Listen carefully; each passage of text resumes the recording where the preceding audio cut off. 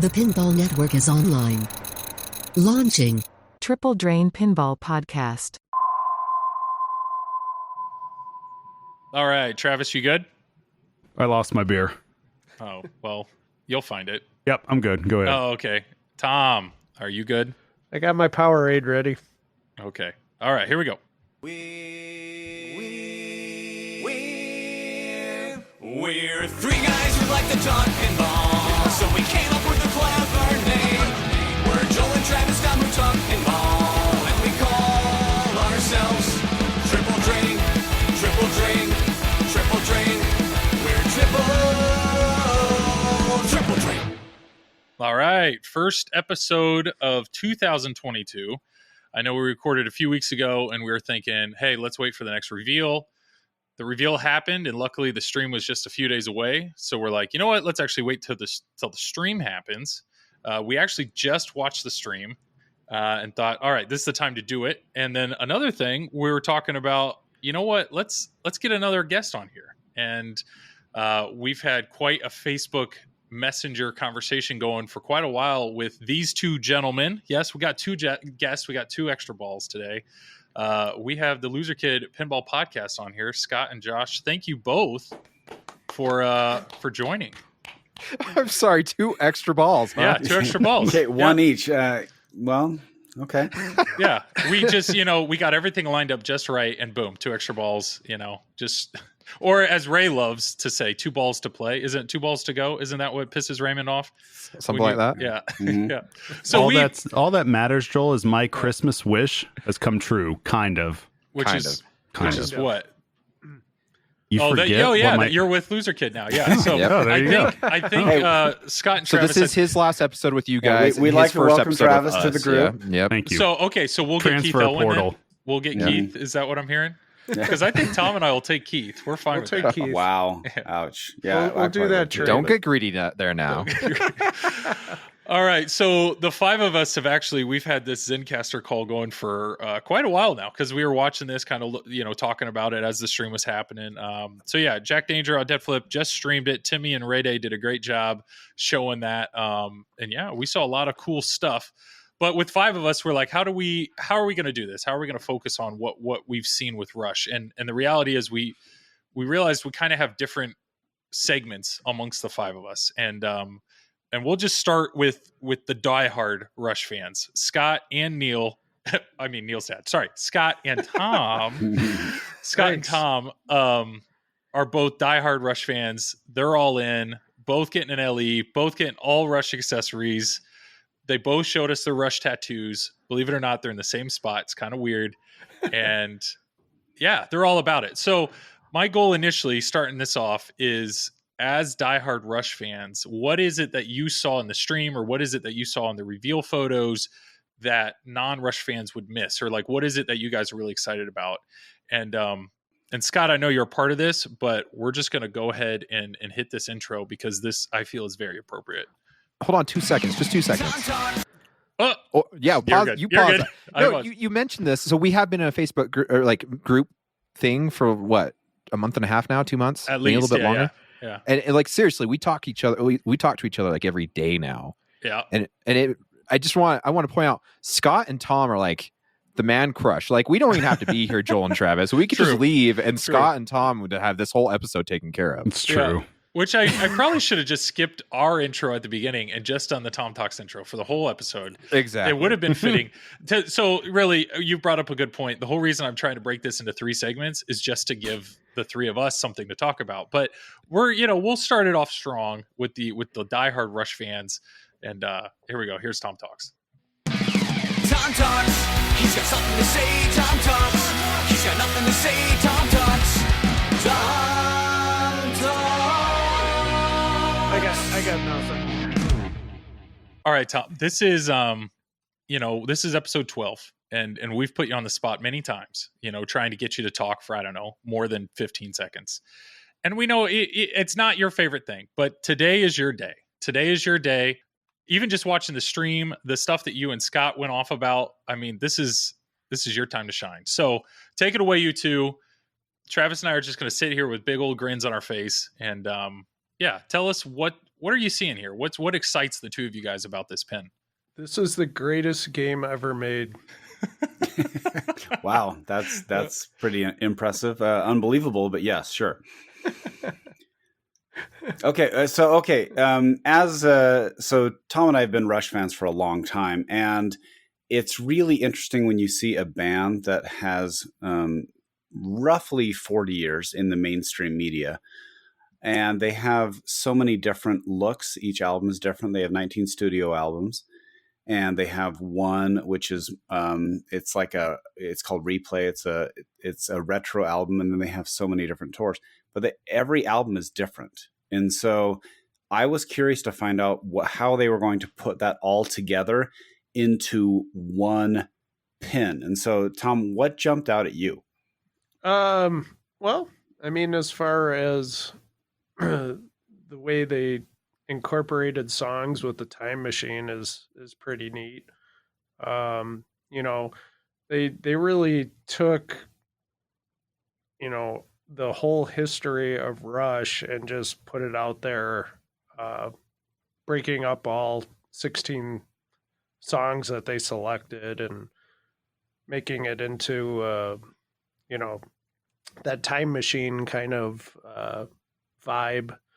And you saw it on the LCD. You know, you saw a lot of the live footage. Back in the 70s, they had some old clips with some of the songs and just the newer stuff. I thought it was really cool how they integrated everything.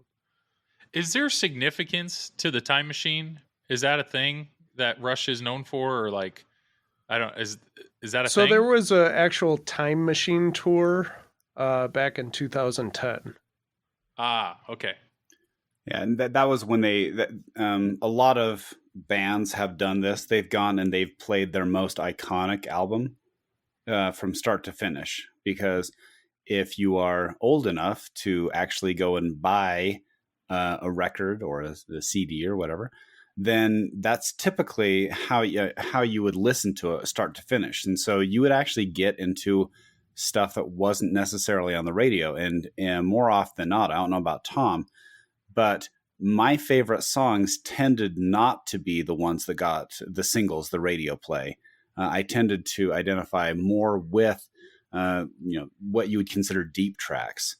And so I'm curious, because if you look at the way they've set this up, they have a lot of deep tracks on there that as a casual fan would not recognize most of these songs, but a hardcore Rush fan would recognize every single one of these songs. And they would it would definitely resonate with them in a meaningful way. And so two tours that would actually relate to this. They had the Time Machine tour where they went and they did moving pictures and went and played that start to finish.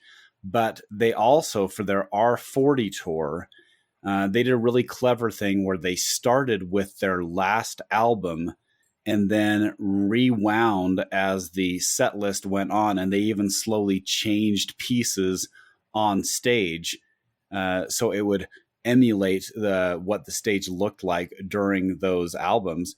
And they played the majority of the albums kind of backwards. They do a selection of that, and so it really was true to the last concert, the final tour, where it showed that they were going around back in time. So that's where the time machine comes out. Gotcha. Yeah, because when you're seeing the art elements or the toys, this time machine is obviously very prevalent on the playfield. There's an owl. Apparently that's a thing. There's an owl on a bunch of their different art. Is that?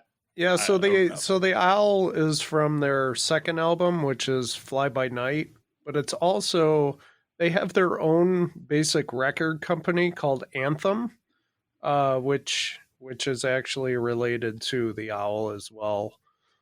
All right. And maybe that actually is a good transition in just the art. Like, I know art is super subjective, and I don't know. I'm thinking just because there's a ton of elements on this playfield that they just seem random to me. But as actual fans, I'm assuming a lot of these, I don't know, the artist has sprinkled in a lot of Rush specific, art. and I don't. What are your thoughts on the art? I mean, obviously, it's kind of a cartoonish or caricature type portrait of the guys, and I don't know, very spacey, retro-y kind of. I don't know. Thoughts on that? So this is a little different because even hardcore Rush fans, they may not be familiar with some of the comic book aspects. Rush actually has released a few of these. I bought the 2112. It was basically a special edition CD, and it actually had a comic book version that went through and told the story of 2112. And so this version of Rush, where it's a hand drawn art, but it's more of a comic booky feel, is actually very true to what that aspect of Rush was. And so the style, I recognize it more from the comic books, but this is something that Rush was heavily involved in choosing the way the thing that people don't recognize or realize with licensing is any product, they want to have control over how it is viewed and how it is presented. And so Rush was very involved in making sure this is exactly how they wanted it to look. And if you look at all these small images in there, anywhere from the brains to the Starman, so it's the man fighting against the star, that's very 2112-esque. The dice from Roll the Bones, the Clockwork Angel's drum. Every single thing that you see on there has a tie-in to each album, and each album has a different look. And even Rush changed the way they, a lot of bands will have the same way they write their name, the same style guide, the same. So like Iron Maiden, every single album has the same lettering for Iron Maiden. Every Rush album was different. Huh. And so there wasn't much. Rush didn't behold to one certain style. They actually changed through the years, and they even tried like heavy synth stuff, heavy guitar stuff, and so they really are a chameleon band. So you're telling me, I mean, it sounds, if they have this many albums and they're all this different with different art styles, I mean, do you feel like this art package does a good job of kind of bringing it all together?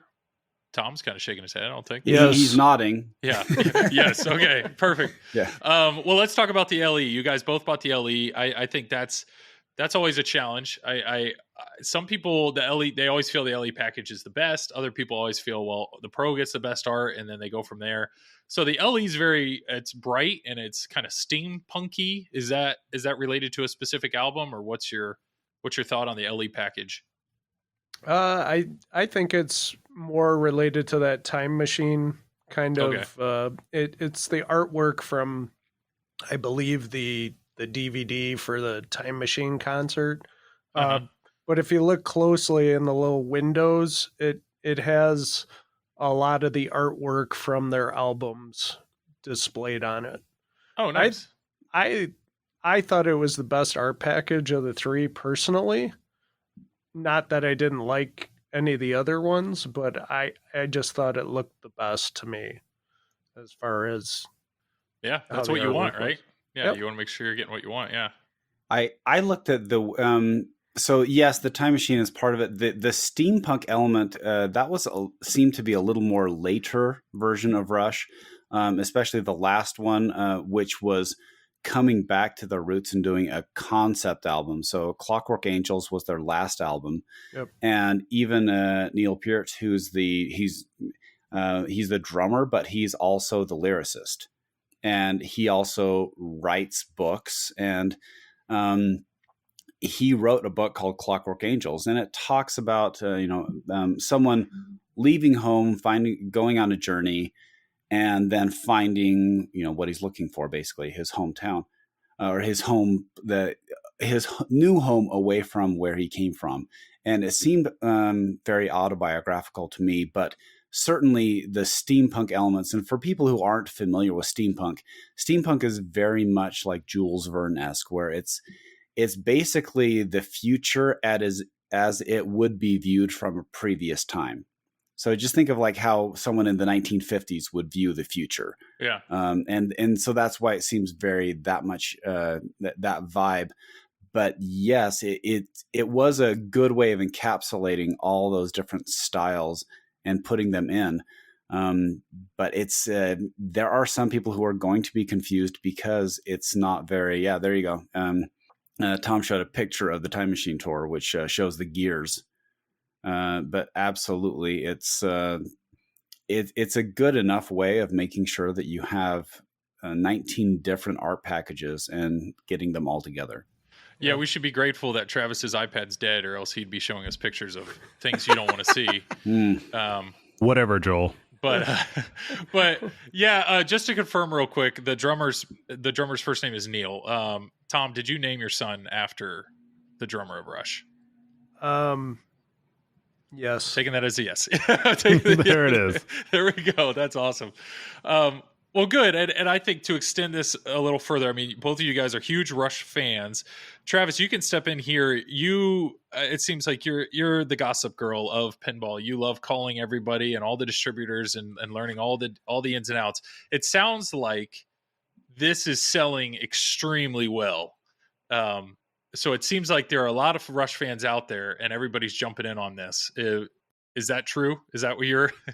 Yes. Is that what you're hearing? It's very true. Yes. What you're hearing is, in fact, a fact.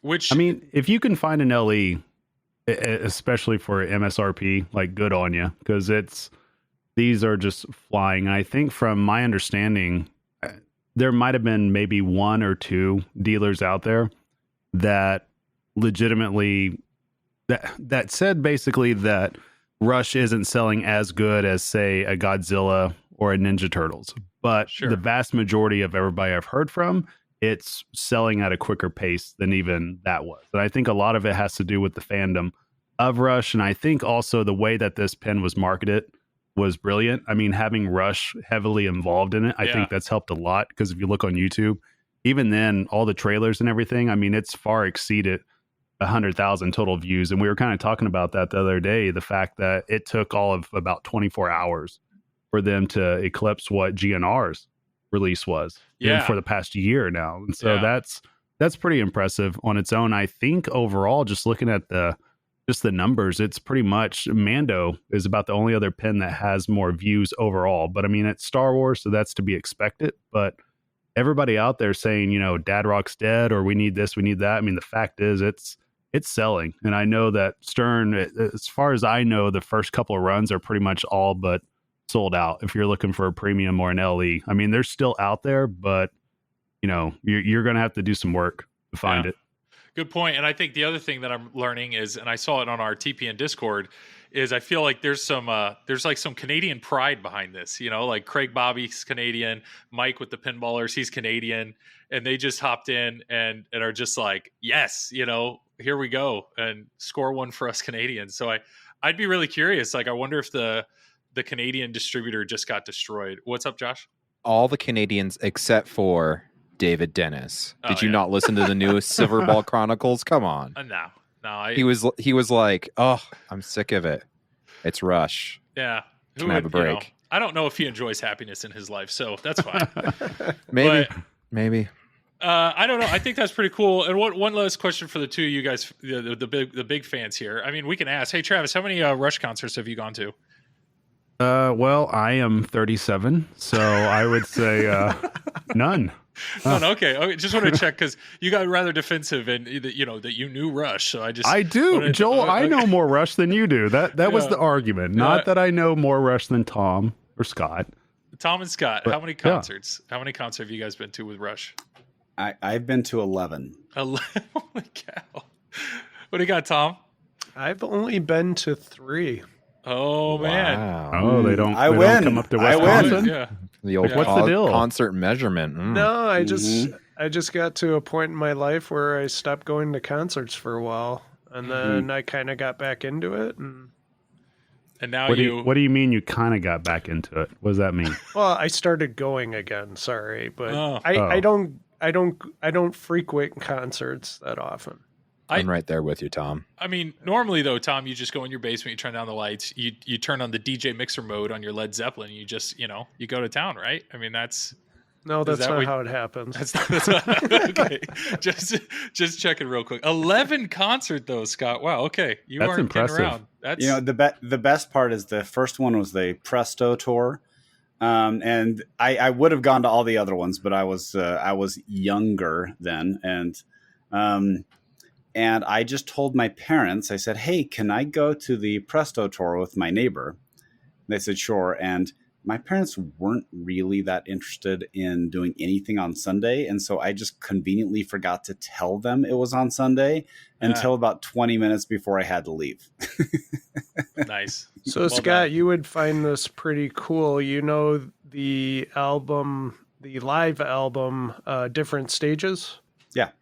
On that album, about half of those tracks were recorded in Tinley Park, Illinois, and I was at that concert. Oh, I thought I heard you. Yeah, so that was pretty cool. Yeah, that high pitched scream in the background was Tom. Yeah, Yes. definitely. Freaking out the whole time. Definitely. He was throwing his underwear on stage. Yeah. He brought multiple pairs. You got to be prepared. Yeah. Right.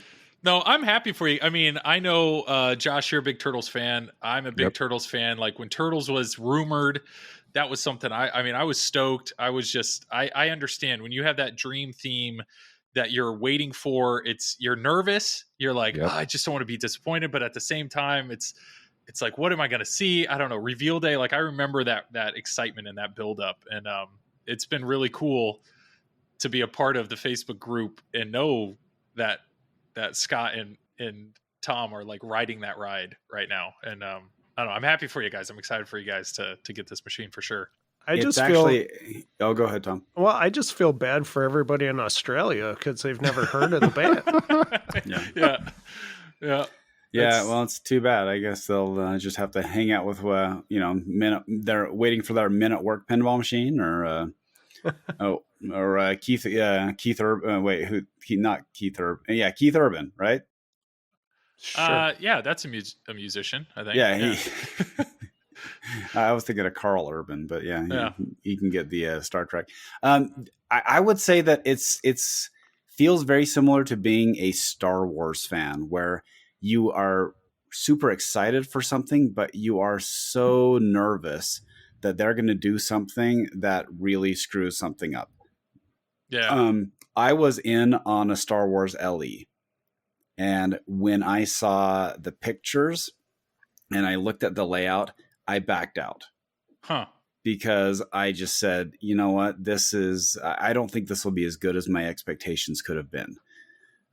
When they sent that out, the teaser out, and then they showed the track list, that track list was key because I could tell that someone who has intimate knowledge of the band selected very appropriate songs that would be great. So wait, have you any of you four listened to the Stern Insider? Yes, I have. I have. Times. I want to say, so you do know that the persons that picked the songs was Geddy Lee, Alex Lifeson, and Ed Robertson of the Bare Naked Ladies. Right. And that's probably why this is such. Ed Robertson gave them the direction, said, hey, you pick 16, 17 bangers. 20. Or was it 20? It was 20 bangers. They all did 20, and they had 15 of the same ones, which tells me that they chose the right ones. Yeah. Yep. And it sounds like Ed won on La Via Strangiato, which is an instrumental. And if you have not listened to that, stop what you're listening right now, go and listen to that, and come back in 11 minutes. Well, So- the reality is what we really need to listen to is Travis trying to pronounce that track. So Travis, real quick. Hey, Scott, go ahead and feed it to him again. Okay. And then let's hear it. La Via Strangiato. Flawless. That You was sound okay, like good a, to me. You sound like a Russian trying to pronounce Spanish. exactly. Now Okay. gargle your beer and say it. Okay, so here was the bonus question, though. The bonus question is, what language is that? I feel like it should be Italian, but it's not. Spanish. Is it Latin? It's got Tom, do you know what language it is? I would guess Latin. I assume Spanish. It's actually made up. No. I'm totally serious. The title of the song was completely made up. Oh, well, in that That's case, why I Travis, can't Now, coming pronounce it. from That a makes band so that much makes a sense. lot Yeah. of sense. Yeah. Yep. That's awesome. That's awesome. Well, cool. I think we talked about this a little bit while we were watching the stream. It's really apparent when a pinball machine comes out and you actually have a driving force behind it that's truly passionate about the theme.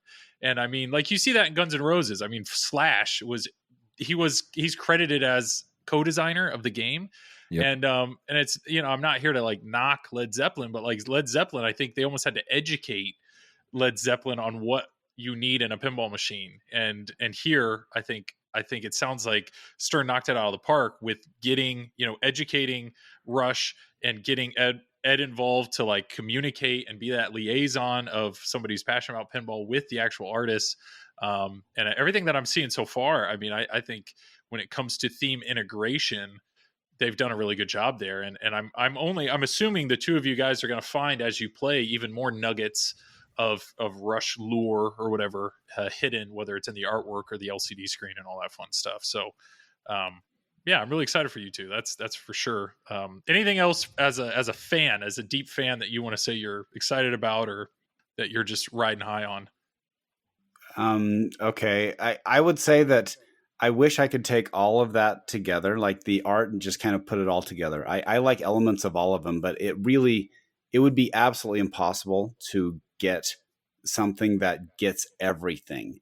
However, I would say what they did get into the art packages was very satisfactory.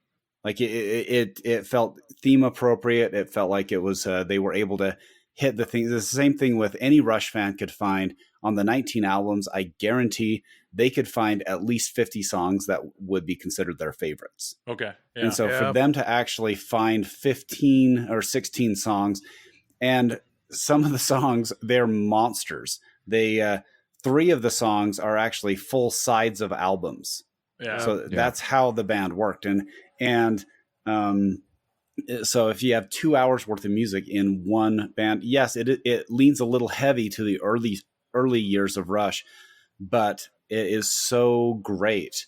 And it's hard to be disappointed as a fan in this selection. It's easier to be disappointed with some of the other bands other than Guns N' Roses because they had so many assets. Yeah. But it seems like with a music pin, you tend to be hamstrung by either licensing or cost of the license or what assets you have. It seems like they were heavily involved in this to give a true representation of what the band is all about.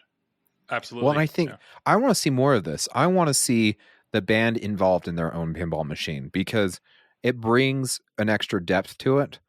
We talked about this with Eric Meniere on our show. When they did do GNR, they ran into the wall of Live and Let Die because it was not licensed by one, but 2 different companies. And you've it's a Paul McCartney song. And it's a Paul McCartney song. And so how hard is it going to be to get the rights from the Beatles? You know what I'm saying? Mm-hmm. Yeah. And so he called, Slash called and said, hey, what's going on? He told him the situation. He said, give me 15 minutes. Next thing you know, he's in a 3-way call with Paul McCartney, Slash, and him. Yeah. And they've got the rights. Mm-hmm. Paul says it's done. I mean, Yeah, you've that's got awesome. Geddy Lee and Alex Lifeson. And the nice part is they're pretty independent, so they own all their rights. They haven't sold any of it off to anyone. So it was like, sure, we can do this. We can do that. Whatever you want, we own it because we've wanted that over the years. Whereas in Led Zeppelin, people have passed away. Rights are owned by different establishments. And so it's same with the Beatles. Beatles turned out fairly well, but I think it's because it's more of an art piece. It is a fun playing game, don't get me wrong, but it's easier to do a single level game like that than it is to do Led Zeppelin with ramps and all these fun features. And so it makes it that much better when you can have someone that's involved like that instead of jumping through all the hoops. You're wasting more time on hoops than you are creating a great product. Yeah, great point. And I think it's really cool to see how involved these guys are. And even just in the short stream that we've seen, I mean, it's assets galore. Like there's music video assets, there's live video. I mean, I I don't know. That was really exciting to see. And it kind of leads me to my last question. And I already asked Tom this, but Scott and Tom, so what would you have had to have seen that would have made you cancel your order? And Tom, you can go ahead and answer first. On the stream today. Yeah. I don't know. I mean, basically, not enough concert footage, just, things not gelling well. I didn't see that on the stream. I thought everything was pretty well done. Yeah. For me, it would have been if the play was bad. Okay. Like if it ended up being a clunk fest. To be blunt, I was nervous because most people have commented, and appropriately so, that this is a very similar layout to X-Men. And I had X-Men. No, they haven't. They've all said Iron Maiden. Right. Yeah. So if you look at it, it's very so I immediately recognized X-Men, and although I had X-Men, I never connected with it. I mean, it was a beautiful game. I loved the look of it and everything, but it just never connected with me as a player. And so I was nervous. However, we were talking back and forth with Raymond Davidson, who's the number one player in the world and one of the coders on it. And he said it shoots really well. So I was excited to see, in fact, that it does shoot very well. Yeah. And so that is what connected it to me. And also the code, having Tim Sexton on there and Raymond Davidson coding it, who are tournament players. And so they know how to balance a game. So it's not just a one-trick pony. I was quite excited. But yes, that would have made me cancel the order if it just seemed like there were no makeable shots. Yeah. Good point. Well, and there was one thing on the stream. I mean, there are quote unquote 3 wizard modes in the game, and nobody got to any of them, which may show that it's maybe a little more difficult than we think, I guess. But where there's depth there, yeah. There's a lot of depth, and it's kind of good that they don't show all that in the reveal stream too. Sure. You mean like when they did the Deadpool reveal stream? Yeah, just show the whole game in one shot. When Gomez has to walk over and tell you to drain. Yeah, go ahead and call. Yeah, I get it. Yeah. But yeah, no, I wanted to make sure the two of you guys kind of had your moment to geek out for a little bit. And what Joel's telling you is that now you can shut up for the rest of the episode. Oh. Okay, now I will point out one thing. There were people who were questioning YYZ, you probably have heard YYZ. It's YYZ. Song. Oh, yeah. Well, I'm not Canadian, so David Dennis can come. And so YYZ is the airport call sign to go to Toronto. And so it's actually it's an instrumental talking about a flight to Toronto. But if you look at Levi Strangiato, which is the other instrumental that they actually put in, there are 12 parts to it, in case you're wondering. And it's actually interesting to see how they actually wanted to record it in one take from start to finish, but they were finally convinced to break it up into 3 parts because it was so complex. And so I would like to shout out and thank Ed Robertson for making the correct selection and lobbying for Levi Strangiato. Nice. And one more time, Travis, what was that song? It's a made up word, Joel. Just like that word you were saying last episode. What was that word? Synergistic. Hey, there we go. Nice. All right, so let's open it up to the other two. So we just watched the whole stream. So just as Pinball, is Tom done talking? I don't know, Tom. Oh yeah, you're supposed to do the outro. I'm going to bed. Good night. Oh, okay. Well, thank you for that. Here we go. Tom talked. He had something to say. Tom talked. He had nothing to say. Tom talked. Tom talked. I got nothing. See, Travis, I was trying to leave it open. I wanted Tom to just have free reign all episode to just cut in and correct us at any moment. Is it okay? Is it okay if I just sit here and watch? I mean, that's what you do all the time. It's fine. Okay. Yeah, you do you. No, yeah.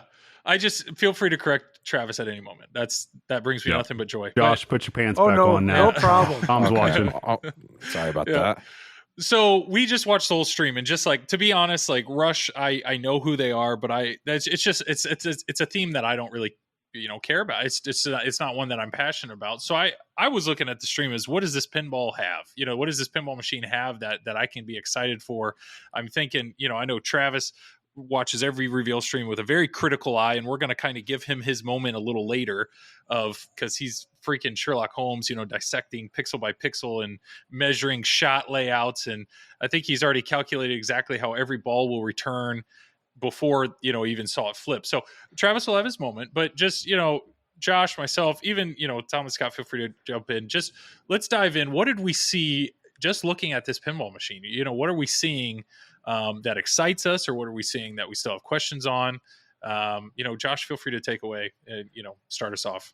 So the funny part was, as I was doing my research, because we talked about we were going to watch the stream, possibly together, and I was watching it with my son as we were traveling back home. He was watching it in the back, and he's like, well, "What's the clock doing on there?" I said, "Oh, well, that's Neil Peart's drums, and it's kind of a tribute to him, and that's why the clock's on there." And he said, "Why is this washing machine on there?" And I said, "It's not a washing machine; it's a time machine." And he's like, "Whatever." But it was funny because I'd said that to you guys, and we haven't stopped calling it the washing machine ever since. So I don't know if that's a good thing or a bad thing. That's actually appropriate because Geddy Lee, Geddy Lee, because Alex Lifeson, who's the guitarist, he's always on the left side of the stage. It was kind of ridiculous how many amplifiers and speakers he would have behind him, and Geddy kind of looked behind him, and he's like, I don't really have anything behind me. And so every concert tour, he would actually put something different back there. So one time he put washing machines back there, like literal washing machines, and he had concert t-shirts in there, and at the end of the show he'd open it up and grab the t-shirts and throw them out to the audience. He's had like fake rotisserie chicken back there. So we're talking, they have a huge sense of humor, and so calling it the washing machine is probably the most Rush thing you could possibly do. That's awesome. So it sounds like Measle Mods or Pin Monk or somebody needs to hop on that and make a washing machine mod. You can replace your time machine plastic or whatever with that. But so one thing I wanted to talk about is, as we were saying here, watching it, we both had mentioned this multiple times, all five of us. It seems like there's a lot of multi-balls in this game. And I think that can be a blessing or a curse. And this case where you have Rush, a lot of their songs are very long songs. I don't know if all the modes are tied to the songs. I didn't catch that.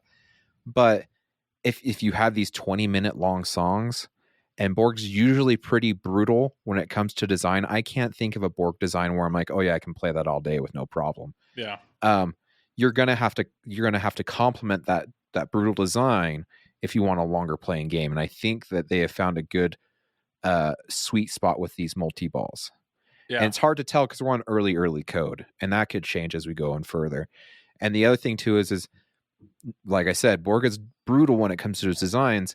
And watching a stream where you've got the number one player in the world for 2021, you've got Tim Sexton, who is easily a top 50 player for who knows how many past years, and then you've got Jack Danger, who's a really good pinball player in his own right. How much of this was actually flow like butter, or what was it that they've already known this because they've been playing it for months now, trying to get the code, and they just know the shots and it looks good because they've played it for who knows how long. Good point. I mean, I'm waiting for them to give me the call so I can go stream it and show them what a mediocre player can do. But I know when we're watching the stream, Travis is dying. I mean, he's just like, "Come on, guys, cradle up and hit the shot," because Travis wants to see progression. He wants to see, there was just some points in the stream that it just felt like. It was like some flailing going on, and then we couldn't quite tell what was happening. But a lot of that was because it seemed like multi-ball was stacking on multi-ball on top of multi-ball. So, I mean, it was occurring a lot, and I wasn't quite sure what was happening. But I think another reason why, though, I mean, the pin, just like we talked about, the outlanes were brought all the way down. And if you look at the promo pics on This Week in Pinball, the outlanes are not all the way down. They're up on the top. Yeah. So I think obviously that was a decision that was made by somebody just to do that for the reveal stream. So I think that led to a little bit longer ball times as well. So, I mean, there's ways to control that. Yeah. But I think there's going to be probably a happy medium, because just like one of you alluded to earlier, that the reason why that you have those multi-balls too, it could cover how brutal the pin is. And I do agree with that as well. So, I mean, I don't know, it might be a little bit too much multi-ball centric for my taste right now, just because it feels like that Bozo multi-ball that seems to be right up the middle with the middle ramp. It feels like that's just super easy to get to, and it's very immediate. So yeah, I don't know. I think it showed 3 shots. So it's that's one thing. So the time machine, one thing I was watching is there's 3 lights on top of the time machine. You got red, yellow, and green. The green light corresponds to that multi-ball.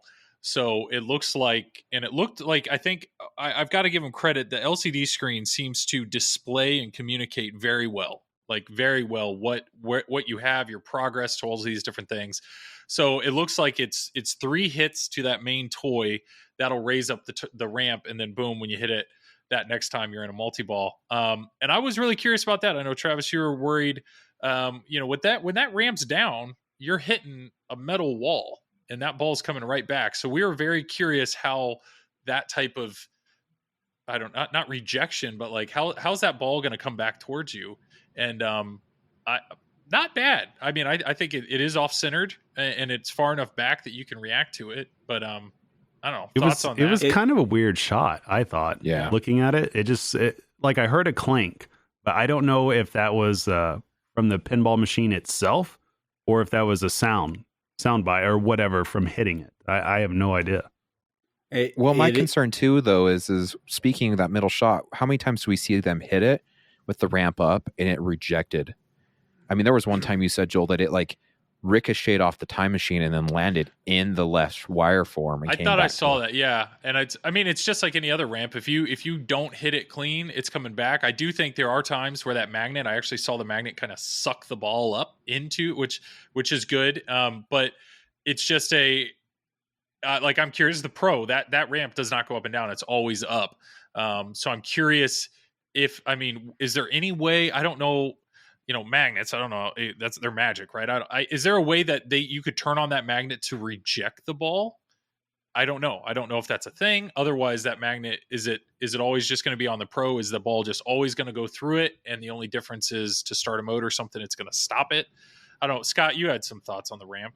Oh, I was just saying, looking at it, this is one thing that is different than X-Men, is that it is definitely more to the right. So it is lined up directly over the right flipper. X-Men was kind of notorious for, when the Magneto shot, if it went drop down, it would drop down barely to the edge of the right, like the very tip of the right flipper. And so this seems to be a design modification where the upper part of the playfield is shifted over a centimeter or so. So sure. I think it will. It's not like, the death shot straight up the middle on Attack from Mars. This seems to be a little more recoverable, and probably because as a bash toy, you don't want a bash toy straight up the middle. Yeah, good point. And I am curious, you did say it's a centimeter over. Is there a reason you're speaking in metrics? Is this because it's a Canadian theme, or is that a doctor Canadian thing? It's Canadian. Okay. It's actually doctor, but if you want it to sound very, if you want it to sound very prestigious, you call it a centimeter. And I'm not kidding about this. When I first got to med school and people were talking in centimeters, I was completely clueless for 6 months what in the world they were talking about, because this was smartphones. Gotcha. Travis, centimeter is a different unit of measure. I don't know. I mean, it's not taught in Oklahoma, but got it. Yeah. Okay. So yeah, I think it's an interesting toy. I do think the light show on that ramp is good. And as the stream went on, it's very clear those lights are actually communicating a lot. That the red light on top of the washing machine or the time machine is communicating a mode to start a mode. The yellow light deals with your combo shots. It looks like there's a bunch of combo shots all over this playfield. So hitting it, if the yellow light's on, is kind of how you cash that in. And then the green light is corresponding to the multi-ball itself. So I'm all for that. The more lights you can put on a playfield that communicate what's going on, I think it's great. I don't know, other shots. Tom, is there a shot on this playfield that you're like stoked about, that's kept you going this whole week? Or I don't know, what are you excited to hit? The free will shot behind the drop targets. Okay, so the drop target's on the left. You got 3 drops. So it's on the Pro, it looks like it's just hidden back there. It's a stand-up, bam. On the Premium and LE, it looks like it captures that ball, and that's how you start a multi-ball. So It's called a fork. Ooh, okay. So is it kind of similar to Little Deadpool? Is that kind of what the vibe you were getting? No, it's the lock on. It's the same magneto lock where you throw it through and 2 spikes come up, and so it leans against the spikes. Oh, I know exactly what you're talking So about. Okay. I don't know.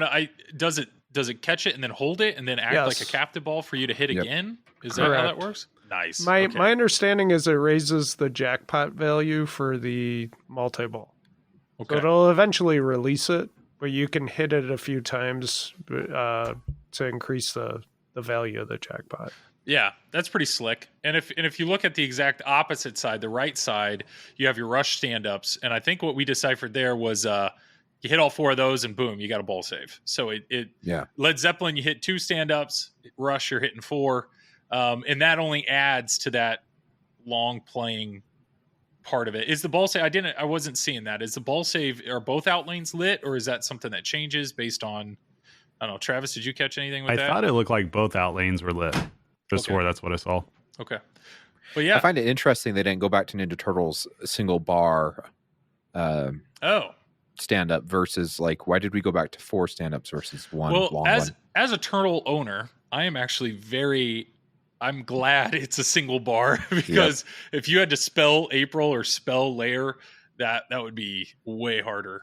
You'd be getting rid of it. Yeah, that would be way harder. Travis, what are you excited to? What's your boom? You just got a Pro. What are you aiming for first? The left orbit into with the upper flipper up and feeding into the scoop.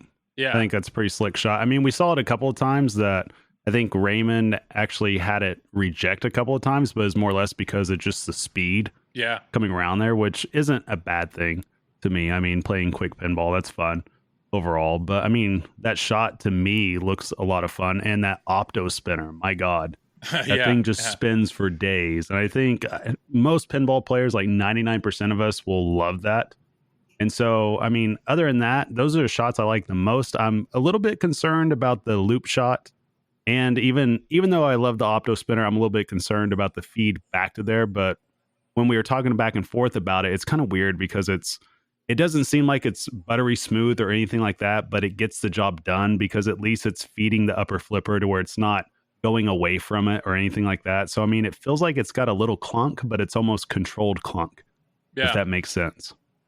Yeah, good point. Because the opto spinner shot is kind of a quick horseshoe back down towards that flipper. It actually reminds me of the shot, the under the van shot in Turtles, but instead of something catching the ball to lock it, it's just immediately feeding the flipper. And then you were saying that upper kind of loop. It is an aggressive turn to get that. It's ball a bumpy to go ride back to the upper flipper, but I mean, it still gets there. That's the thing, is that even if you hit those shots, it looks like you still get a clean shot with the upper flipper. So I don't think that's going to lead to any frustration or anything like that. It's just not going to look pretty doing it. So, I mean, I thought I saw a couple of times that I think Jack did it to where he kept looping the upper part. I think he got like 2 or 3 in a row, but I don't really foresee this being something that you can do like on an Iron Maiden or any pins like that, to where you can just continuously loop it. But I mean, it's still there. It's still available. See, the hold up the flipper shot, actually, when I saw it, the first pin I thought of was Shadow. The fact that on certain shadows you can hold up the flipper, and that's how you get your con multi-ball. So I think it's pretty cool. I think that's a really cool shot. Now, I will say that the 2 scoops, it looks like there are moments where you can lock balls and they stay in the scoop. But then there's other times that if the ball gets in the scoop, it's a multi-step process to get the ball back out. So it kind of gives you a chance to breathe because it's a second to move it over into the window and then move it over back and then spit it out. And the feed out of the scoop, I know, Travis, you don't like scoops. So what's your feeling there? Are you scared? I'm not seeing stand-ups side to side, but what are your thoughts on that? You know what? There was a couple of times in there that they were having fits hitting the scoop when they needed to. And I mean, I think it's just one of those things that I don't think this is going to be as accessible. At least the first scoop right in front of you, I don't think it's going to be as accessible as the one on Mandalorian. But I do, but obviously the scoop, it's not the whole entire game though. I don't think it plays as much importance as the Mandalorian scoop does, because obviously you have to start your missions there with that, and that's not how this is working, since you got to hit the washing machine up top anyways to start your modes or whatever it is. So I mean, I don't know. I like the feed coming back from it, and I like the side scoop. I'm not really a big fan of the front one though, and I don't know. It just doesn't seem like that's a, for me personally, I think that might be the most boring shot on the entire playfield. Is the scoop? If I'm looking at that front scoop, for me personally, I think Travis the side hates scoop scoops. I think is fun. Yeah, I do. I do. Yeah. He's in the Keith Elwin club, huh? Well, the premium and LE, I think they showed that you could lock 2 balls in that, and then it actually will eject 1 ball out of the front scoop and 1 ball out of the side scoop at the same time, which is pretty cool. The Pro doesn't do that. The Pro is only ejecting out of the front scoop. So yeah, I don't know if the premium and LE would make you more upset, Travis, because now you have 2 scoops that are ejecting. You know, honestly, I think after watching that stream, because I thought the Pro was pretty loaded, but honestly, after watching that, I almost feel like if you're going to get a rush pin, you've got to find a premium or an LE. I think that there's just a lot of elements there that are missing. Like that's one of them right there, the scoops. Without the VUC there, I think that takes away a lot of the fun elements, because there was a certain mode in there, I forget which one it is, to where they were collecting a jackpot over and over again at that shot where the VUC is. And it was feeding back to the right flipper. To me, that would be fun. A lot more fun than just hitting a dead end stand-up target and having the ball dribble back down to your flippers. So that's a little bit different there. And plus, too, I didn't think that this would play as big of a deal, but I think it might end up changing it a little bit. If you notice on the Pro, when it comes to that middle ramp, they just have the 2 posts there instead of the blue foam rubber, or whatever you call it. I'm looking at a picture right now, yeah. Yeah, so I'm curious to see how that affects shot somewhat. I don't know if it's that big a deal, but I don't know. There just seemed like that there was enough there to where there's a noticeable difference between the premium and probably what's going to be in the Pro. Sure. Scott, what are your thoughts? I mean, you just saw the stream. Is there something layout wise or shot wise that you're excited about or curious about, or? Just I actually had something and I just thought, but I'm actually surprised why on the washing machine shot they actually did change from rubbers versus like the rubber ones that tends to be absorbing versus that seems kind of puzzling, because that doesn't seem to be cost issues. That seems more of an intentional selection. I wonder if a post like that just holds up better. If the Pro's meant to be maybe on location. And like Deadpool, like my Deadpool plays a little longer because it's a premium. Yeah. But if you get a Deadpool that just has stand-up targets, it is super brutal, because those things just those are like springboards. The one thing I will say is on this, absolutely 100%. If you are going to buy one of these, you have got to buy the lighting rails. Yeah, the expression light kit. Yeah. The expression light kit. I mean, that is, I would say that it would feel naked without that kit. Yeah. And that was one of the reasons why I jumped up from a premium to an LE, is because I wanted that for sure. And it seems like it should be standard from every music pin on, in my opinion. Yeah. I wish it was standard on every pin. Yeah, but it seems like with the music pin, it really works well because the music is front and center. Yeah. Yeah. I don't think you would need this on Jurassic Park with the orchestral music. I don't think it would really change much. But, imagine that on Tron. That would be awesome. Yeah. I mean, I think light show in general, a light show can make or break a game and can add so much to you getting sucked into the game. And I know when Zach and Nicole at Flipping Out let me borrow a Led Zeppelin, he ended up sending me an expression light kit later, and the install was pretty painless, but it totally changed the game. Like, it totally changed how that game felt. And I know, Travis, you have a Led Zeppelin on location. I'm assuming you felt the same way as soon as that went in. Oh, yeah. No, it makes a big difference. I mean, just from a lighting perspective, from an atmosphere perspective, I mean, it really does. And I think that from now on, this should just always be on music pins. I don't know how well it would work on certain other themes, like for instance, Stranger Things. I don't think it would make much sense on something like that or something like Avengers. So music pins, Sure. I think it makes complete sense on. And obviously from here on out, I think that's pretty much what Stern's going to do is any music pin that comes out, it's going to have the expression lights on the LEs, and it's probably going to sell a lot of accessory units for sure. Yeah, 100%. Well, we know that they're going to do more music pins. I mean, that's not. Didn't they just have Gary Stern set in front of like a '90s wall of bands and said we got one of these as the next theme or something like that? Probably. If I had to guess, if there's not a Foo Fighters pin out in the next couple of years, I would be shocked. Something like that, or Red Hot Chili Peppers. I'd be absolutely shocked. Sorry, it's Nickelback. Yeah. Well, it does have to be a Canadian pin, doesn't it? Mm-hmm. Yeah. No, Go ahead, Josh.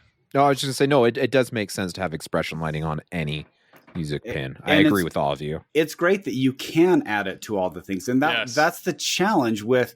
People can either love it or hate it, but when they talk about blinging out your machine, I'm all for officially licensed mods. I'm all for official options because in order to keep the build of material lower, they have to do something. I imagine Led Zeppelin if maybe there was they didn't use some of the build of material on the expression lights and you paid for that later, would that have changed some of the features that they could have put in that? But I'm totally willing to pay for it. But I'm also I'm totally in on all toppers and in on all lighting mods. So it's got to be more painless for Stern in the back end too, because all those expression lightings are the same.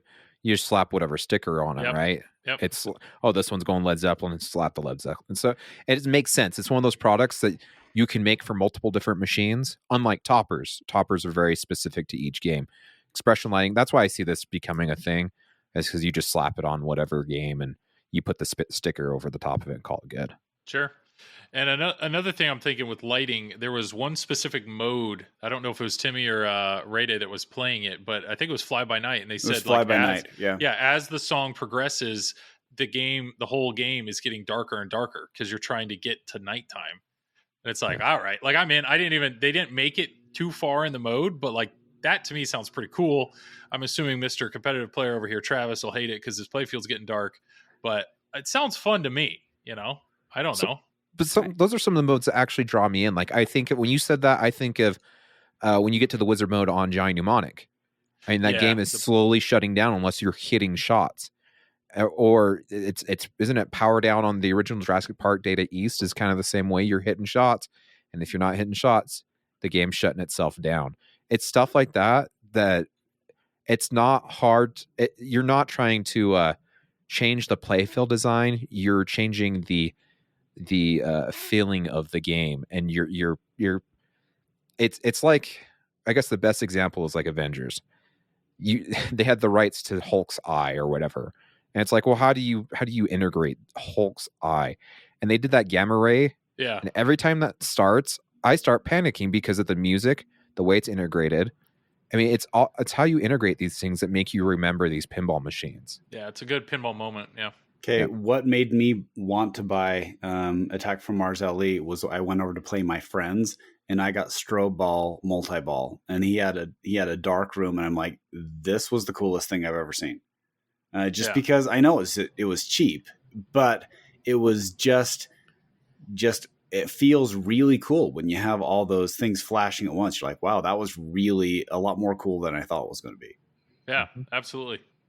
Absolutely. And you had mentioned you're not changing the playfield, but there is actually a feature in this where you are kind of changing the playfield, and that's the diverter. And I know Borg put a diverter in his last game with Turtles, and that was kind of a miss due to some, inconsistency in how well it mine worked. broke.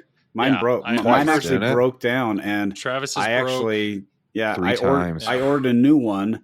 And I actually sold it and I sold it back to a local dealer, and I just gave him the part. I didn't even put it in. I didn't even swap it out because it really was super disappointing. And so I love that this diverter is similar to Iron Maiden, where it's just, or even Medieval Madness, where it just is a curved metal blade that goes up and down, which is much smarter.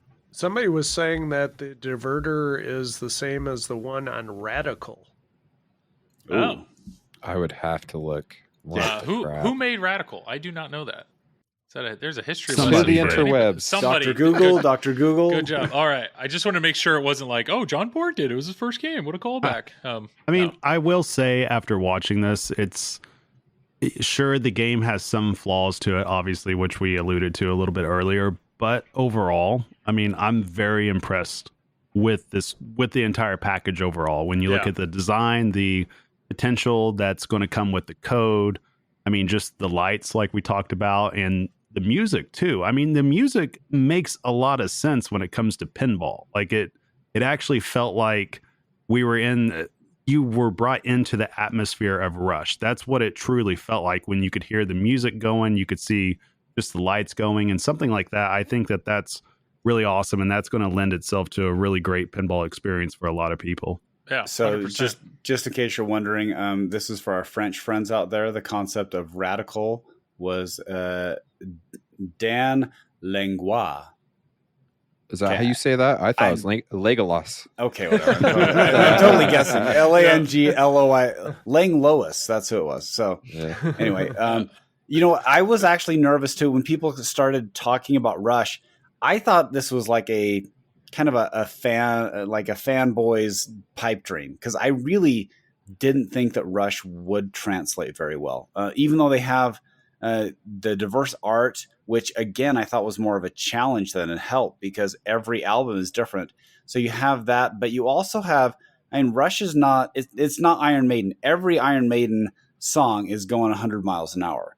Rush is not that way. So I was a little surprised when I saw how well it was integrated, how well the songs worked for pinball. And even though I am a huge Rush fan, I'm a huge pinball fan, I was surprised to see how well the marriage looked. Yeah, I'm with you. And I'm, like I said, I know Tom Sawyer. I know that song. I've heard it, but as the stream's going on, it's like, I'm okay with this. Like, this is not, like, I don't hate this. I'm rocking out to the, I'm reacting to this music. It gets you excited. I don't know. I'm excited. I think it looks like a lot of fun, and it's not going to be terrible. Now, one thing I was going to say with the diverter before we move on, you can control it. And that was something I was not prepared for. Raymond and Timmy both said that there's flashers, not the flashers on your sling, but the flashers above that on the left and right. One of those will be lit solid at any time, and that's indicating whether or not the ball is going to come down to the right ramp or the left ramp. And based on whether or not you hit the right. So if you hit the right ramp, that diverter is deciding whether or not it's going to come down the left side to the left flipper or the right side to the right flipper. And you can control that by holding down the action button. So the fact that you can plan out your shots of where do I want this to feed, I'm all in on that. I think that's pretty sick.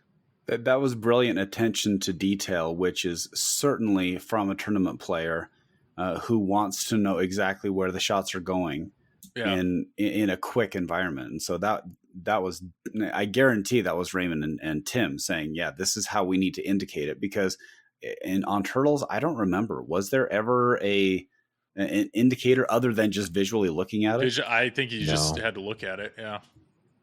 I guess I wouldn't know. I own the Pro, and I've been quite happy with the Pro. So. Yeah, I'm with you. I own the Pro as well. I think the Pro was the better option on that game. Yeah. Pro all the way. Well, I was going to say we should go ahead and, ask, a tournament player, what are they seeing, the nitty gritty stuff here. But I'm realizing that's probably not a fair term, because Tom is actually so much higher than you, Travis. Should you be the go-to guy, or should we ask Tom now these questions, or should we ask Tom to ask his son? Because Neil, what's he currently at there, Tom? He's on the front page. Top I think 25. now, right? He's 25th. Wow. Yeah. Wow. And Tom, you are what? 35th. 35th. And Travis, you're like 48 or something. 44th, Joel. 44. Okay, I was just guessing a number. Just checking. I was just 45. happy to be in the top 10,000. Good crying. Yeah. I'm just hoping to rank my age at some point in my life, but add a couple zeros to it so I can be 4,700. Travis just wished he lived closer to District 82. Yeah. Yeah, that would be nice. So Travis, I know well, maybe it's unfair. Joel. Maybe I should start with Tom actually, because I know Tom, you have scrutinized this. There are a few questions I said during the stream. I wonder what that does, and you piped in. From a code standpoint, is there something that you're seeing that excites you with this code? I don't know. Is there anything there, Tom, that you're pumped about? And then we'll let Travis geek out. No, I'm going to let Travis take this. Oh, okay. Travis, here's your Oh. time. He's My time to shine. Tom's Yeah. a nice guy. He's a giver. He is. Yeah. He really is. No, well, so there was a couple things I really liked. I like the callback to Funhouse, to where the pop bumpers mattered because it led to a multi-ball, which I really do like that. Just because it's just, for a lot of games, it's like the pop bumpers are just kind of just an afterthought. Yeah. And for whatever reason, it's just there's a lot of people that might not have played Funhouse and might not realize how that works, but those elements are brought into Rush, which I'm really excited about.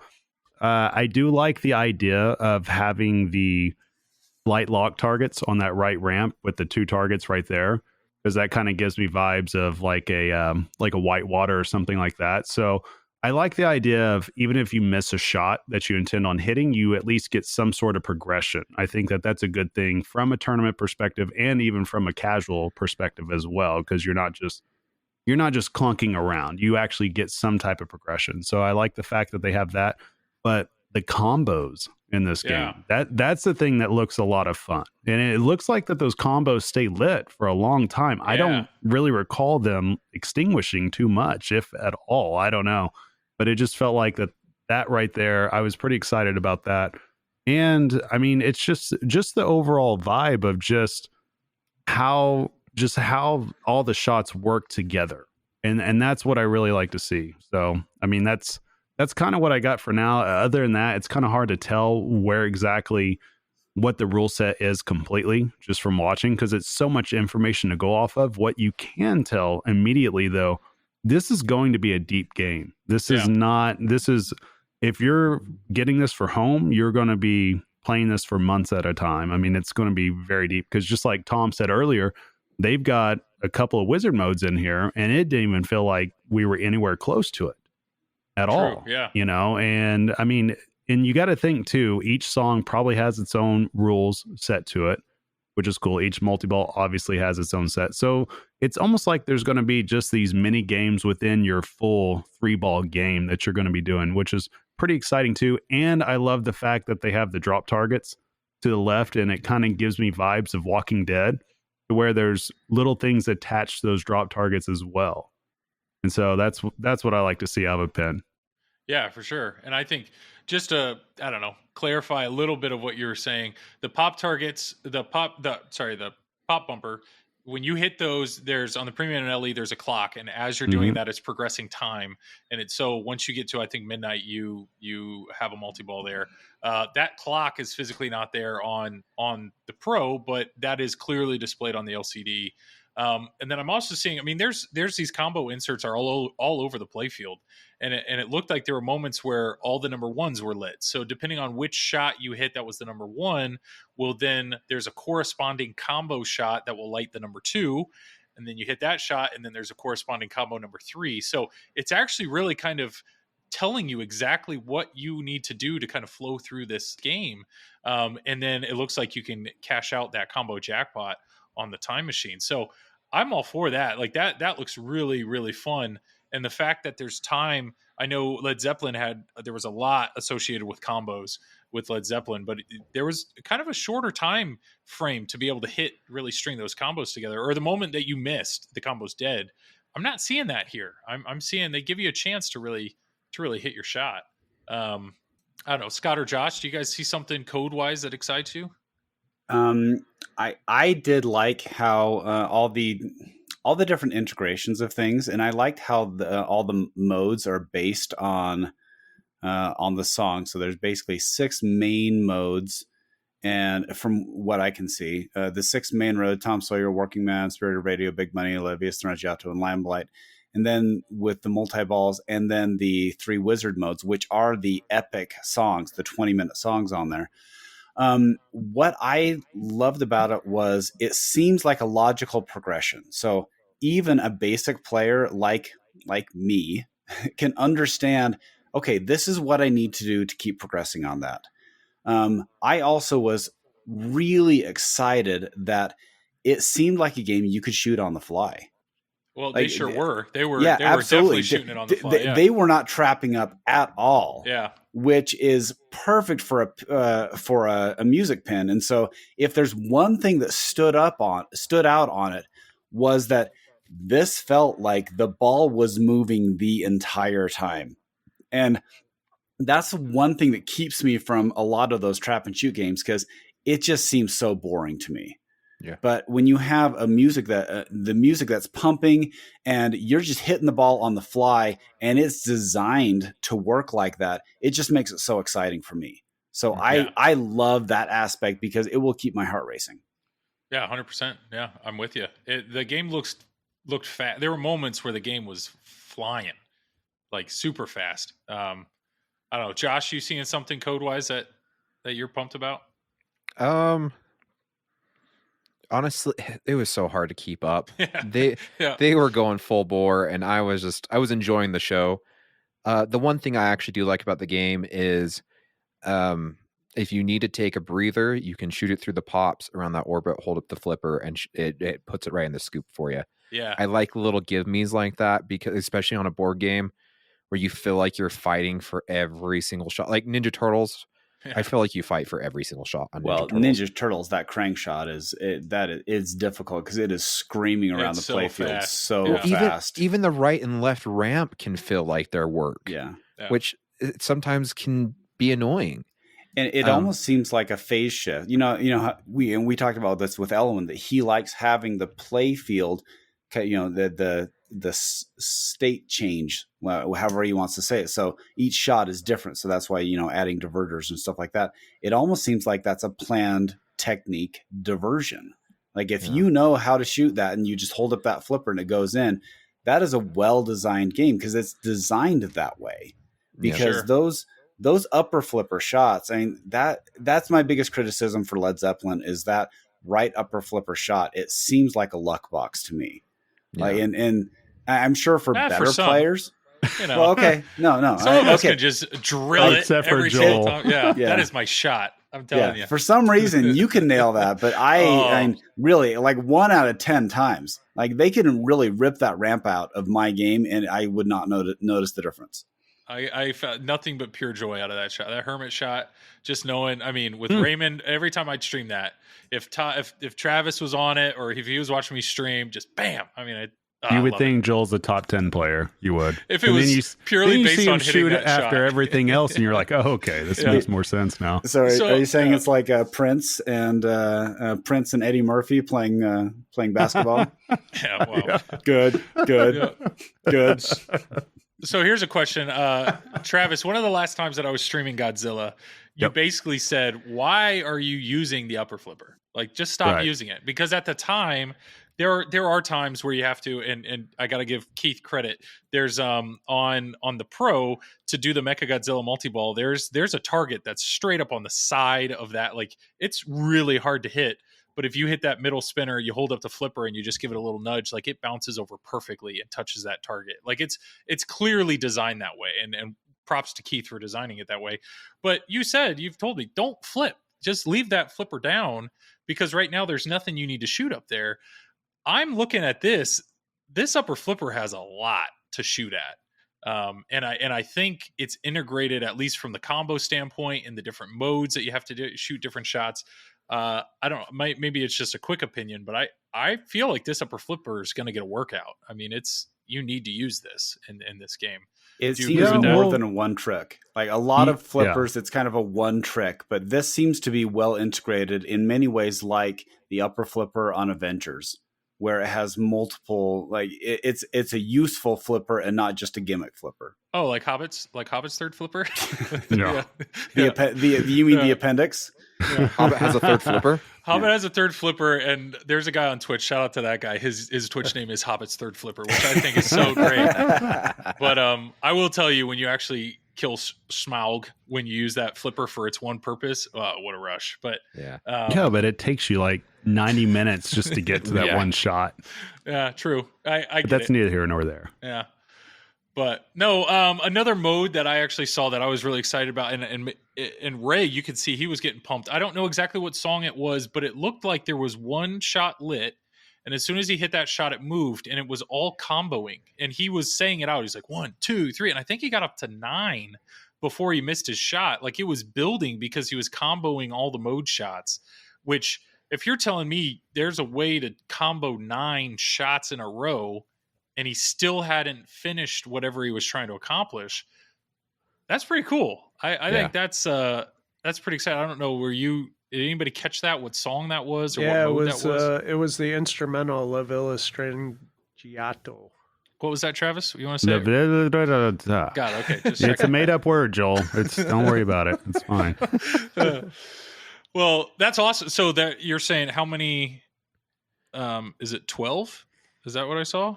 Yeah. Well, parts. 12 different parts. Yeah. I actually sent you guys a link in the chat if you want to look at it. So you're telling me in that mode, there's a chance that you could string 12 shots together in succession. I mean, that's Tom and I can, Joel. I mean, I don't know about you, but yeah. No, I think that's pretty cool. You keep saying it's a made up word, but looking at all these titles that you just sent over, Buenos noches is good night. Okay. it's not By the way, a Lurkst in Wonderland. Lurkst is one of Alex Lyson's nicknames. Yep. Oh. So Yeah. it's a total joke. They have a song that's like part 4 of a trilogy. Buenos noches. There's only 3 in a trilogy, Travis. So you've got Spanish and German right here? Yeah, exactly. And a made up word. What the crap? Yeah. How long is this song? It was the 70s. Everyone was high. It's 11 minutes, or it's over 10 minutes long. So if I show it to Monica, what will she say? Show what? There's no lyrics. The song. It's all instrumental. Okay, she'll say that. Okay, if I go to YouTube, Honey, I want a date night if tonight, you and we're show going to have a that to romantic her, dinner with this. She in the will say, background. "This is the longest thing I've ever seen, and can you measure it in centimeters?" Yeah, centimeters will only help you. So there. going to the Insider Connect, one of the achievements for that song is to complete the modes by shooting all 12 shots. So, but if you do it, it seemed like Raymond was trying to do it in a certain time period to increase his score. Yeah, because he said, he goes, "Oh, that'll show me how much I missed," and I think he missed like out 18 on like million 18 or million something like points that. or something. Yeah. Which is curious because he was disappointed by 18 million, but there was Tim ended one of his games close to $1 billion. Yeah. And I think they said something about an exploit. He found a bug. Yeah, there was something in there that he was hitting that he. Exploit Spirit of the Radio. Yep. So explain that. That's the song that he was using. But do you know what he did? The Spirit of Radio, Tom. Yes. Yeah, the Spirit of the Radio. That's not a made up word. As we can tell, Tom, Scott's rush balls are much larger than yours. right. Yeah. But yeah, I don't know exactly the progression he was using to score those points, but they'll probably fix it. But it sounded like, oh, we're gonna go back and fix that. Yeah. I mean, well, the one thing I will say about this, I think, and I was kind of asking you guys about this before the stream, I was wondering what benefit this would have. Since the game sold very fast, what benefit exactly Stern would get from streaming this? And I'm still not convinced that there was any real positive benefit, but I will say that I think one thing is for sure, if you're a Rush fan or if you bought this game and you're in on it, you're happy with what you saw. What are you showing off there? Scott is showing it looks like a collector's edition of 3 bobbleheads. Oh, that's impressive. You don't have those, Tom? I do Tom, not. where's your bobbleheads? Yeah. I don't have the bobbleheads. This is my topper right here. Nice, yeah. But keep going, Travis. I think you have got a good point here. No. Well, I'm just saying, I think after watching that, I think overall, everybody that's in on a Rush, I think you're extremely happy with what you saw. Yeah. And I think if you're on the fence about it, this is one of those few times that I can remember that you're probably going to be calling your dealer tonight and saying, you know what, do you have something for me? This is one of those few times where I think the stream actually benefited Stern. This was the best reveal stream that they have done, because it looked like they were able to play the game as it was designed. Yep. And a lot of times it feels like 4 drunk people trying to hit shots and they're bricking every single one of them. But this one actually was one of the few ones where it looked like a well-oiled time machine. Yep. Yeah. And it looked like they were having fun. Yeah. Yeah. Yeah. Good point. Yeah. I honestly, after watching that, it would not shock me at all if this was a contender for Game of the Year. Even though this is the first one out, I think it's so strong out of the gate when you consider just the theme. And I know there's a lot of people out there that don't like the Rush theme, but the fact is there's a lot of people out there that love the theme. I mean, absolutely love the theme, will fight you for the theme. So I think that it'll garner a lot of attention with the code coming up, with the shots the way that they are. I think that this could be one of the first pins to where maybe somebody other than Elwin wins it. I mean, depending on what Toy Story looks like or whatever Jersey Jack comes with, but this pin, it's very strong, I think, in my opinion. Well, and Travis, you had mentioned that be a before. contender. Yeah, Travis, you had mentioned that, I think, on your Marv Loco podcast, that, and you just did now, that this, this is kind of a first quarter game that has some traction. Can you think of your think winner of curse? Yeah. Can you think of other games that could possibly fit that mold? Or are you absolutely I think not? this one's a straight banger that's already that's broken that. I mean, this isn't like a Stranger Things where we've got to wait for 18 updates for it to finally flesh itself out. Yeah. I mean, it didn't look like there wasn't any shot on there that we saw that we just all collectively gasped and said, oh my God, and you could, of course, we all know the pins that have had something like that in the past, and just prime example, Stranger Things with the Demogorgon at the very beginning. Halloween. Yeah, exactly. Oh, exactly. So it's one of those Not things talking about Halloween. You did that last episode. Tom's awake now. Yeah. Oh yeah, poor Tom. Yeah. But I mean, so when you look at everything that's out there, I would say that this pin is definitely the closest pin to Godzilla out of any other pin out there. Like, I'm not saying it's equal or anything like that, but I'm saying compared to what everything else that's out there, it's closer to that than it is the other pins, in my opinion, across the board with what all's out there. That's Legends of Valhalla, Halloween, Ultraman, whatever else is out there currently, Mandalorian, Led Zeppelin. Yeah. I mean, it's up there. And that's a really good point, because we all said, we're all worried for whatever pin comes next after Godzilla, because how do you follow that up, right? And I think that's a pretty strong showing. Yeah. I'm just wondering how this would hold up against a Raza. Oh gosh. Yeah. Well, I think if you look at this stream, I mean, if we break it into 3 sections, you have your theme integration. And I think from what I saw there, the art package, I think most Rush fans are all in on that. I think it looks really good.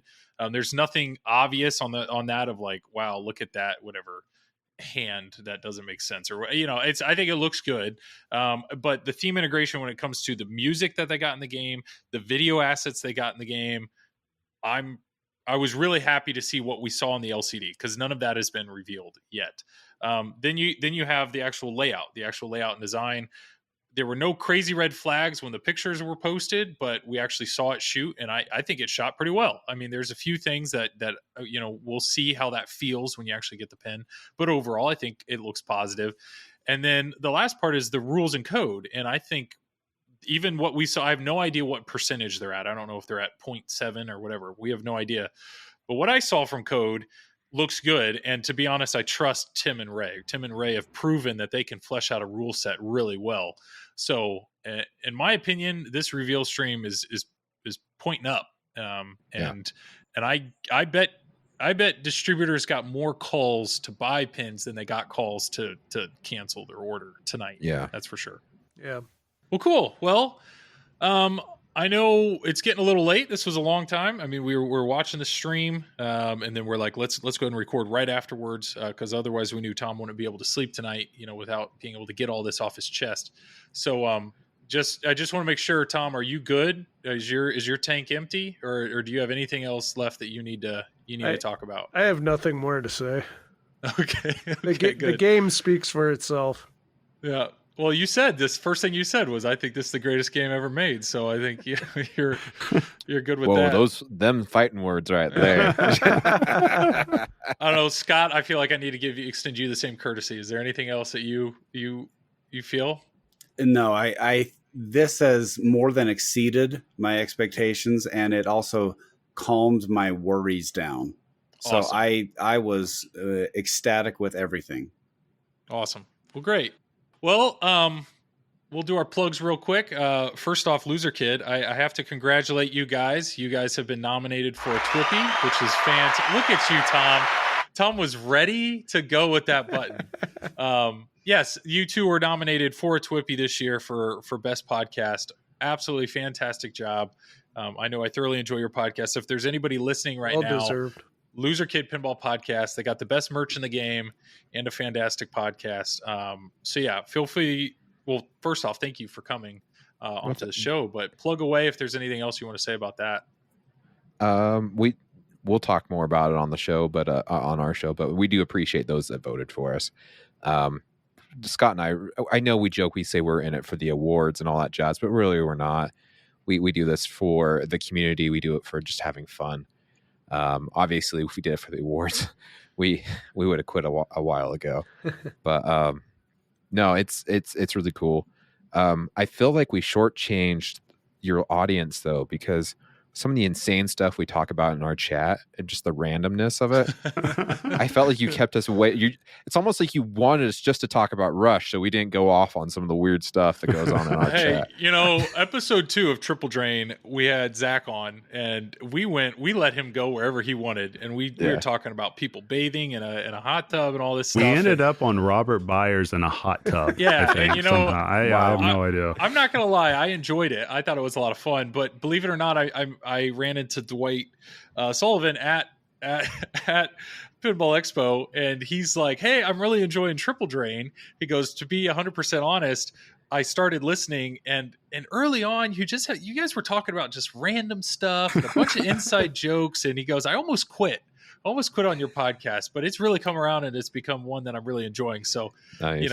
I think of Dwight every time we record and try to keep us. It's the Ghostbusters code of podcasts. Yeah. Just wait for it. Just wait. Yeah. Dwight's a gem. He's awesome. Dwight is awesome, and we are we're enjoying this podcast a lot, and we'll have Zach on again to derail us at some point. But and shout out to Dennis Creasel, who actually had more listens on our podcast than Zach. So I know Zach is still your number one listen on your podcast. He's getting dangerous. Keith Elwin's getting dangerously close to Zach's Well, your third episode. host, yeah. So yeah. So. And I mean, you guys, we talked now for an hour, and I'm telling you, I feel like I did a decent job keeping Travis focused. But if you want him, you can have him. I mean, yes. Tom, are you okay with that, Tom? I was saying we take Keith. Okay, you know what, Joel? It's not your decision. I can enter the transfer portal. Oh, you're a for big boy. podcasts. Yeah, it's you're a not big even boy. your decision. Yeah. Okay. Oh. You know what though? Okay, so I got to meet Joel and Tom at Expo. You guys were fantastic. We shared a pizza, Joel. That was very awesome. Mm-hmm. Hey, Joel drove us up to Pinball Olympics. Yes, Yeah. and just him and Nick Brown, Pinsomniac. It was an awesome time. But I'm not gonna lie, since we've been in this chat, I've kind of got a little man crush on Travis. Don't give me that. There it is. There it is. It's weird. Like we've been talking. We're 2 years apart. Yep. We both have twins. Yep. We both have a son that is age 11 with the same name. Yep. I mean, this was probably meant to be. Like, my dad lives in Oklahoma, so I visit Oklahoma. We like to fish. I mean, it makes a lot of sense. I think we should just ditch Joel, Scott, and Tom, and we'll just start our own thing. It's fine. I'm just We saying. just I don't become care. best friends. Yeah. we'll skip off into the sunset. I am telling you, I'm not getting in the way. You want them, you have them. Just no takesy backsies or whatever. So we'll see. But no, this was a lot of fun. Yeah, thanks a bunch, you two, for being on. Real quick plugs. Tom, go ahead, plug away. I am Tom from Fox Cities Pinball. You can find me on Twitch, YouTube, Facebook, Instagram, and probably every other form of social media. Yeah. Thank Yeah, you. definitely go for the Instagram. Tom you got to go visual. The more visual Tom, the Tom's better. modeling. Yeah. I was gonna say that was the most Tom has energetic plug I've ever heard in my life. Yeah. Well, I'm telling you, this whole week has just all of his energy's been focused on Rush, and blood is going to areas of his body and not leaving. So he's running low, and I need my rest. Yeah, it's your rest. Okay. New nickname, Tripod Tom. That's right. Yeah, Travis. Plug away, man. Yeah, you guys can find me at the podcast Triple Drain. There we go. And and on YouTube at Marveloco. There you go. And real quick, I mean, shout out to Travis. He's nominated for a YouTube Twippy, so feel free to Very nice. vote on him. Marveloco. Yes. Thanks for my shout outs. Yeah, Joel. I'm coming, and I said, Oh, Tom. I was okay. it's segueing into What it. Joel's Tom, trying to say is that we Oh, are all Lord. nominated. everybody on on this podcast. here was specifically nominated. I barely made it, but You count. Tom- you stream on Flipping Out. That counts. yes, Tom did make it. I mean, his name, Tom Graf, for I Best know, Pinball right? Player. Yeah, it's pretty Tom's sweet. son, Neil Graf, Best Pinball Player, and Fox Cities Pinball also were on there. So well done there. Vote for Neil. Well, duh. And then we do know, Flipping Out stream did make best stream, which is pretty cool. I stream for them every other Thursday, which is cool. And the only plug I have is this week the Pinball Network. The Pinball Network is a new channel that all of TPN started. We are streaming on Facebook, YouTube, and Twitch all at the same time. Please follow the Pinball Network because we have somebody streaming on that network every single day of the week, which is really cool. And it's been cool seeing that. We launched at the beginning of this year. So I stream for the Pinball Network every Wednesday night. That's all I've got for plugs. I was gonna say I don't think we ever finished our plug there, Joel. Oh yeah, We got no, sidetracked talking about Expo. Well, finish away. Plug it up, man. We're a Loserkid Pinball Podcast. You can find us at soundcloud.com/Loserkid Pinball Podcast. You can find us on Facebook, Twitter, Twitch, and Instagram, all at Loserkid Pinball. And there you go. There it is. Oh my Plugged. God, that sounded so much better It than did. all of ours.